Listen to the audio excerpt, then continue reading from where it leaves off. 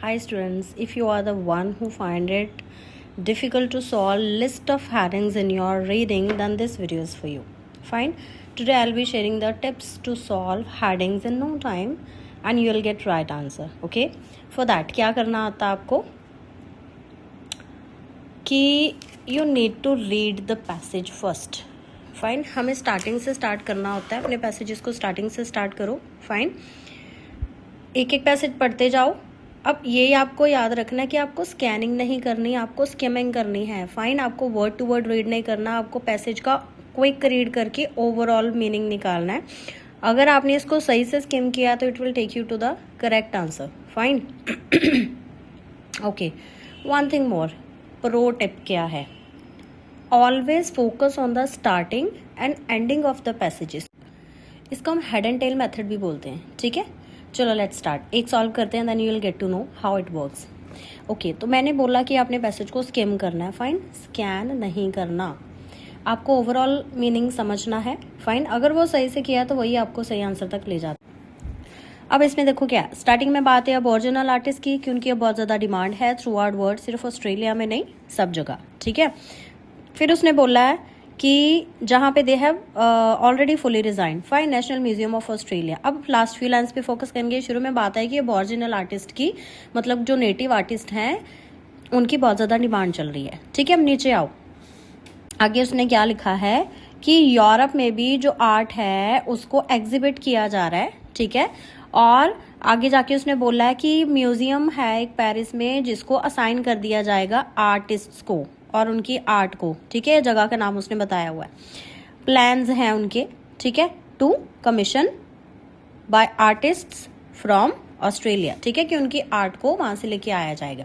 हमने पैसेज को स्किम कर लिया, ऊपर भी पढ़ लिया, नीचे भी पढ़ लिया. फाइन, क्वेश्चन पे चलते हैं.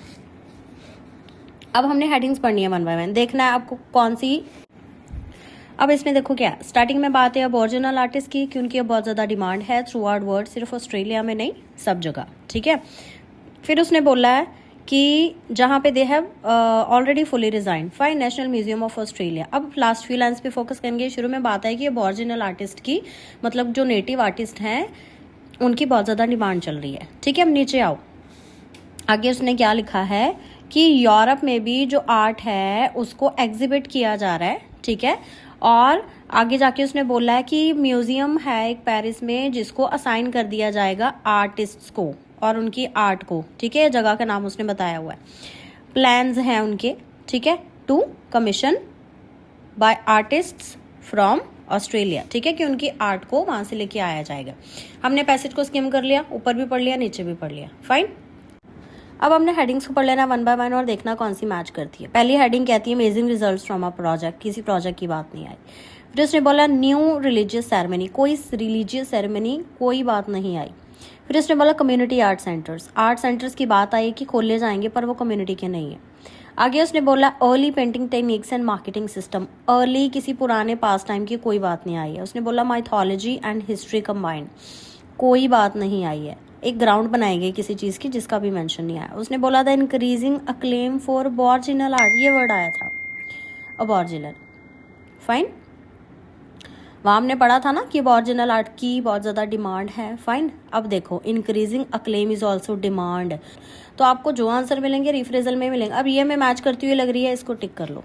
ठीक है, जो रिमेनिंग दो बच्चे हैं वही भी पढ़ लेते हैं. उसने बोला बिलीफ इन कम्युनिटी. कोई कम्युनिटी की बात नहीं है और इसमें बिलीफ की बात नहीं है. उसने बोला operation of a minority people. कोई बात नहीं है. I am very much certain that my answer is क्या है 6. मेरे पैराग्राफ ए की हेडिंग क्या है 6. इस टेक्निक से हेडिंग सॉल्व करोगे तो most of the times you will get the right answers. Hope this helps. Thank you and follow vocabulary for more.